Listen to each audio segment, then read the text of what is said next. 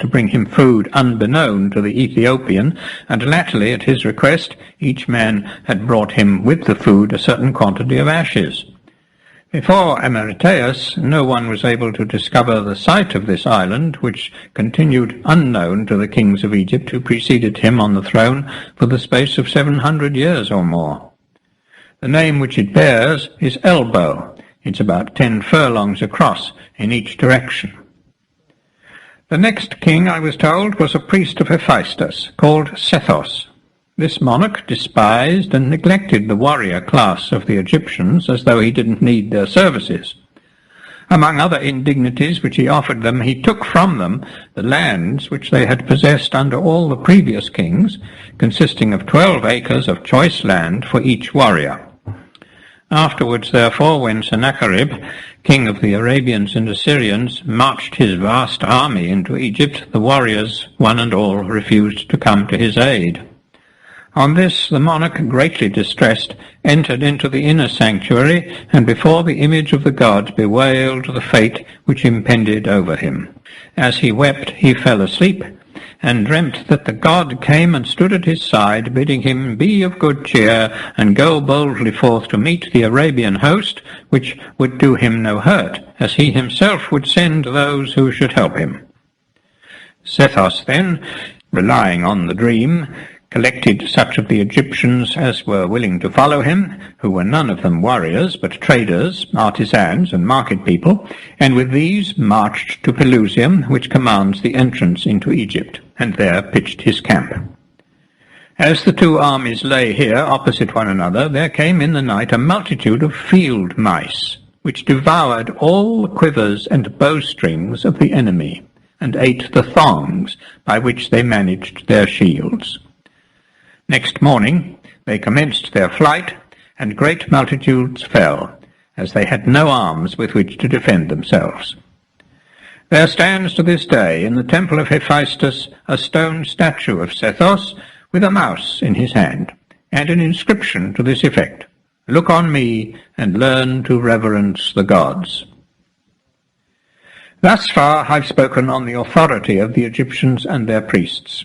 They declare that from their first king to this last-mentioned monarch, the priest of Hephaestus, was a period of 341 generations. Such, at least, they say, was the number both of their kings and of their high priests during this interval.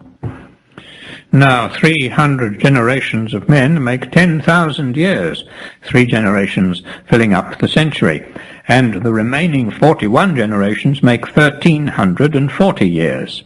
Thus the whole number of years is 11,340, in which entire space, they said, no god had ever appeared in a human form. Nothing of this kind had happened either under the former or under the later Egyptian kings. The sun, however, had within this period of time on 4 several occasions moved from his wonted course, twice rising where he now sets, and twice setting where he now rises. Egypt was in no degree affected by these changes. The productions of the land and of the river remained the same, nor was there anything unusual either in the diseases or the deaths. When Herodotus, the historian, was at Thebes, and discoursing of his genealogy, traced his descent to a god in the person of his 16th ancestor, the priests of Zeus did to him exactly as they afterwards did to me, though I made no boast of my family. They led me into the inner sanctuary, which is a spacious chamber, and showed me a multitude of colossal statues in wood, which they counted up, and found to amount to the exact number they had said, the custom being for every high priest during his lifetime to set up his statue in the temple. As they showed me the figures and reckoned them up, they assured me that each was the son of the one preceding him, and this they repeated throughout the whole line, beginning with the representation of the priest last deceased, and continuing till they had completed the series. When Herodotus, in giving his genealogy, mentioned a god as his 16th ancestor, the priests opposed their genealogy to his, going through this list and refusing to allow that any man was ever born of a god. Their colossal figures were each, they said, a pyromis, born of Epiromis, and the number of them was 345. Through the whole series, Pyromis followed Pyromis, and the line did not run up either to a god or a hero. The word Pyromis may be rendered gentleman. Of such a nature were, they said, the beings represented by these images. They were very far indeed from being gods. However, in the times anterior to them it was otherwise. Then Egypt had gods for its rulers who dwelt upon the earth with men, one being always supreme above the rest. The last of these was Horus, the son of Osiris, called by the Greeks Apollo. He deposed Typhon and ruled over Egypt as its last god-king. Osiris is named Dionysus by the Greeks. The Greeks regard Heracles, Dionysus, and Pan as the youngest of the gods. With the Egyptians, contrariwise, Pan is exceedingly ancient, and belongs to those whom they call the 8 gods who existed before the rest.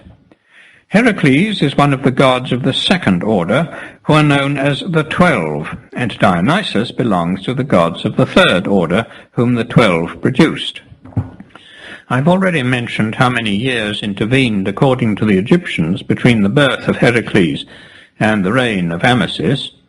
From Pan to this period they count a still longer time, and even from Dionysus, who's the youngest of the 3, they reckon 15,000 years to the reign of that king. In these matters they say they can't be mistaken, as they've always kept count of the years and noted them in their registers. But from the present day to the time of Dionysus, the reputed son of Semele, daughter of Cadmus, is a period of not more than 1,600 years. To that of Heracles, son of Alcmena, is about 900, while to the time of Pan, son of Penelope, Pan, according to the Greeks, was her child by Hermes, is a shorter space than to the Trojan War, 800 years, or thereabouts. It's open to all to receive whichever he may prefer of these 2 traditions. My own opinion about them has been already declared. If indeed these gods had been publicly known and had grown old in Greece, as was the case with Heracles, son of Amphitryon, Dionysus, son of Semele, and Pan, son of Penelope, it might have been said that the last-mentioned personages were men who bore the names of certain previously existing deities. But Dionysus, according to the Greek tradition, was no sooner born than he was sewn up in Zeus's thigh and carried off to Nysa, above Egypt, in Ethiopia, and as to Pan, they don't even profess to know what happened to him after his birth. To me, therefore, it's quite manifest that the names of these gods became known to the Greeks after those of their other deities, and that they count their birth from the time when they first acquired a knowledge of them. Thus far my narrative rests on the accounts given by the Egyptians. In what follows I have the authority not of the Egyptians only, but of others also who agree with them.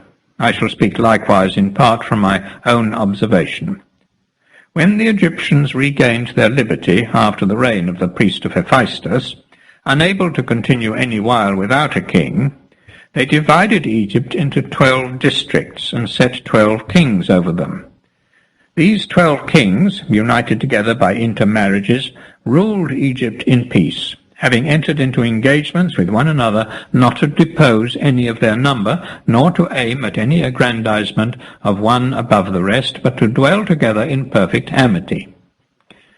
Now, the reason why they made these stipulations and guarded with care against their infraction was because at the very first establishment of the 12 kingdoms an oracle had declared that he among them who should pour in Hephaestus's temple a libation from a cup of bronze would become monarch of the whole land of Egypt. Now the 12 held their meetings at all the temples. To bind themselves yet more closely together, it seemed good to them to leave a common monument. In pursuance of this resolution, they made the labyrinth, which lies a little above Lake Moeris, in the neighborhood of the place called the City of Crocodiles. I visited this place, and found it to surpass description. For if all the walls and other great works of the Greeks could be put together in one, they wouldn't equal either for labor or expense this labyrinth. And yet the temple of Ephesus is a building worthy of note, and so is the temple of Samos. The pyramids likewise surpass description, and are severally equal to a number of the greatest works of the Greeks, but the labyrinth surpasses the pyramids. It has 12 courts, all of them roofed, with gates exactly opposite one another, 6 looking to the north and 6 to the south. A single wall surrounds the entire building.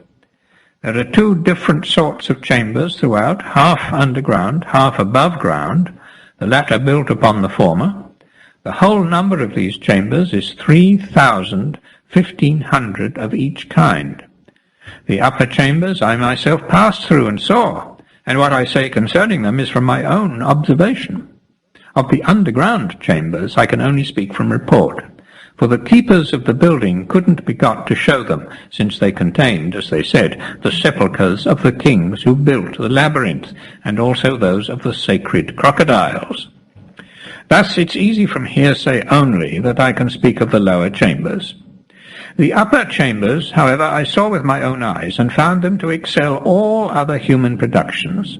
For the passages through the houses and the varied windings of the paths across the courts excited in me infinite admiration as I passed from the courts into chambers, and from the chambers into colonnades, and from the colonnades into fresh houses, and again from these into courts unseen before.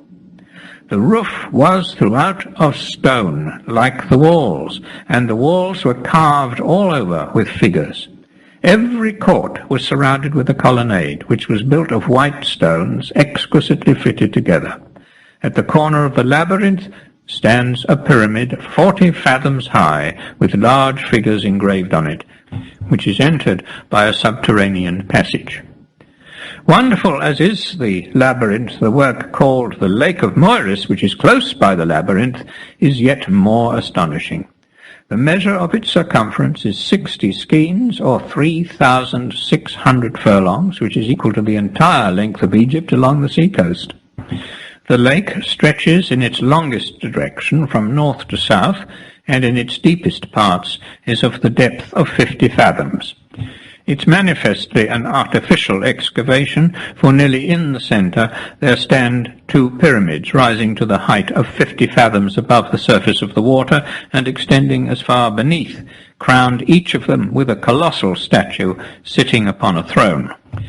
Thus these pyramids are 100 fathoms high, which is exactly a furlong stadium of 600 feet.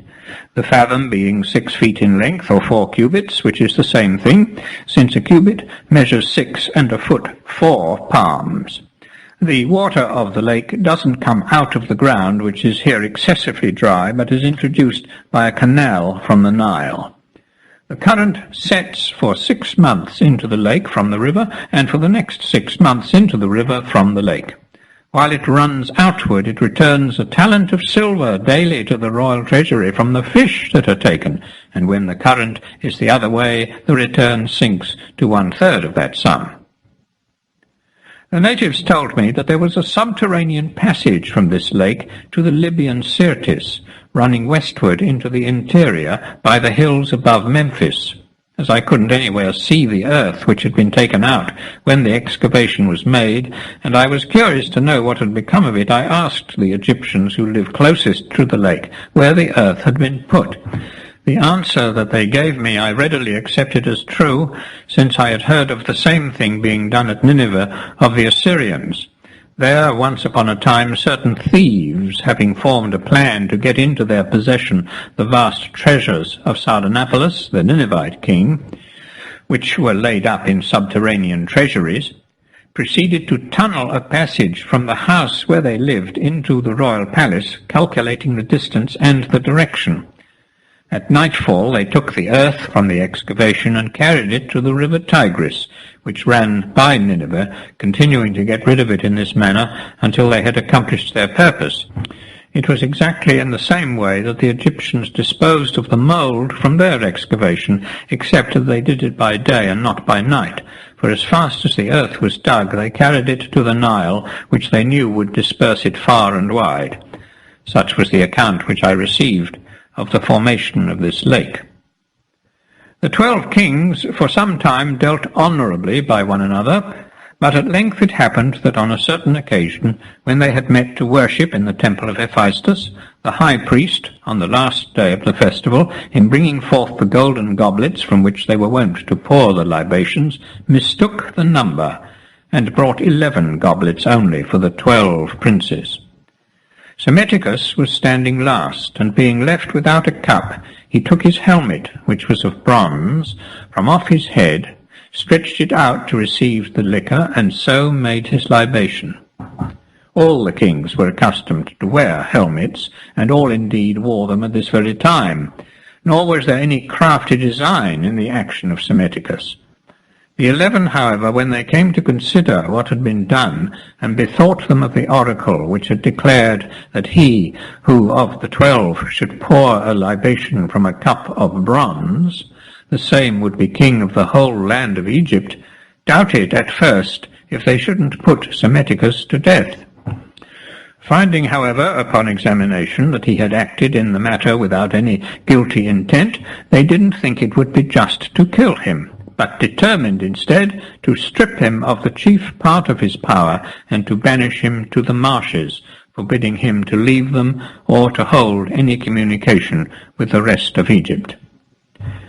This was the second time that Psammetichus had been driven into banishment. On a former occasion he had fled from Sabachos the Ethiopian, who had put his father Necos to death, and had taken refuge in Syria, from whence, after the retirement of the Ethiope in consequence of his dream, he was brought back by the Egyptians of the Saitic canton. Now it was his ill fortune to be banished a second time by the 11 kings on account of the libation which he had poured from his helmet. On this occasion he fled to the marshes. Feeling that he was an injured man, and designing to avenge himself upon his persecutors, Psammetichus sent to the city of Buto, where there is an oracle of Leto, the most veracious of all the oracles of the Egyptians, and having inquired concerning means of vengeance, received for answer that vengeance would come from the sea, when brazen men should appear. Great was his incredulity when this answer arrived, for never he thought would brazen men arrive to be his helpers. However, not long afterwards, certain Carians and Ionians, who had left their country on a voyage of plunder, were carried by stress of weather to Egypt, where they disembarked, all equipped in their brazen armour, and were seen by the natives, one of whom carried the tidings to Psammetichus, and as he had never before seen men clad in brass, he reported that brazen men had come from the sea and were plundering the plain. Psammetichus, perceiving at once that the oracle was accomplished, made friendly advances to the strangers, and engaged them by splendid promises to enter into his service. He then, with their aid, and that of the Egyptians who espoused his cause, attacked the 11 and vanquished them. When Psammetichus had thus become sole monarch of Egypt, he built the southern gateway of the temple of Hephaestus in Memphis, and also a court for Apis, in which Apis is kept whenever he makes his appearance in Egypt. This court is opposite the gateway of Psammetichus, and is surrounded with a colonnade and adorned with a multitude of figures. Instead of pillars, the colonnade rests upon colossal statues, 12 cubits in height. The Greek name for Apis is Epaphus. To the Ionians and Carians, who had lent him their assistance, Psammetichus assigned as abodes 2 places opposite to each other, one on either side of the Nile, which received the name of the camps.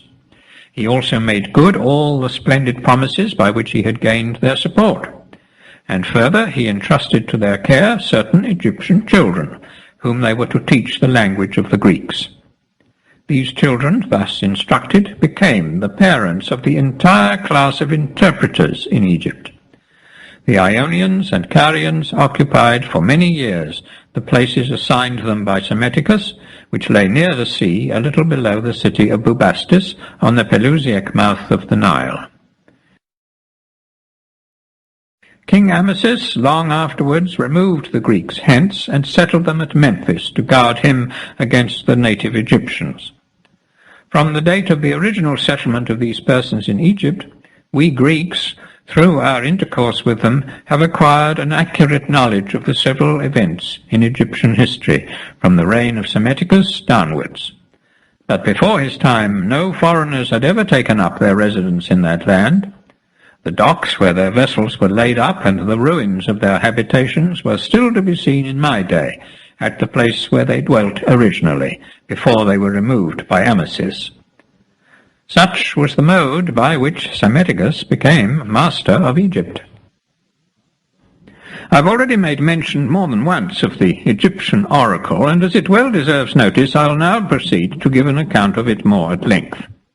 It's a temple of Leto, situated in the midst of a great city on the Sebennytic mouth of the Nile, at some distance up the river from the sea. The name of the city, as I've before observed, is Buto, and in it are two other temples also, one of Apollo and one of Artemis. Leto's temple, which contains the oracle, is a spacious building with a gateway 10 fathoms in height. The most wonderful thing that was actually to be seen about this temple was a chapel in the enclosure, made of a single stone, the length and height of which were the same, each wall being 40 cubits square, and the whole a single block. Another block of stone formed the roof, and projected at the eaves to the extent of 4 cubits. This, as I've said, is what astonished me the most of all the things that were actually to be seen about the temple.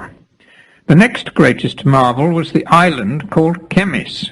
This island lies in the middle of a broad and deep lake, close by the temple, and the natives declare that it floats. For my own part, I didn't see it float or even move, and I wondered greatly when they told me concerning it whether there be really such a thing as a floating island.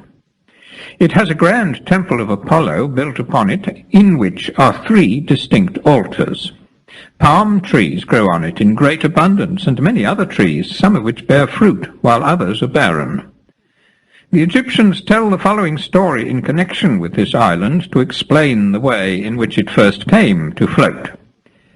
In former times, when the isle was still fixed and motionless, Leto, one of the 8 gods of the first order who dwelt in the city of Buto, where now she has her oracle, received Apollo as a sacred charge from Isis and saved him by hiding him in what is now called the floating island. Typhon, meanwhile, was searching everywhere in hopes of finding the child of Osiris. According to the Egyptians, Apollo and Artemis are the children of Dionysus and Isis, while Leto is their nurse and their preserver. They call Apollo, in their language, Horus. Demeter they call Isis, Artemis Bubastis. From this Egyptian tradition, and from no other, it must have been that Aeschylus, the son of Euphorion, took the idea, which is found in none of the earlier poets, of making Artemis the daughter of Demeter. The island, therefore, in consequence of this event, was first made to float. Such at least is the account which the Egyptians give. Psammetichus ruled Egypt for 54 years, during 29 of which he pressed the siege of Azotus without intermission, till finally he took the place. Azotus is a great town in Syria. Of all the cities that we know, none ever stood so long a siege. Psammetichus left a son called Necos, who succeeded him upon the throne. This prince was the first to attempt the construction of the canal to the Red Sea, a work completed afterwards by Darius the Persian, the length of which is 4 days' journey, and the width such as to admit of 2 triremes being rowed along it abreast. The water is derived from the Nile, which the canal leaves a little above the city of Bubastis, near Patumus, the Arabian town, being continued thence until it joins the Red Sea. At first it's carried along the Arabian side of the Egyptian plain, as far as the chain of hills opposite Memphis, whereby the plain is bounded, and in which lie the great stone quarries. Here it skirts the base of the hills, running in a direction from west to east, after which it turns and enters a narrow pass, trending southwards from this point until it enters the Arabian Gulf. From the northern sea to that which is called the southern, or Erythraean, the shortest and quickest passage, which is from Mount Cassius, the boundary between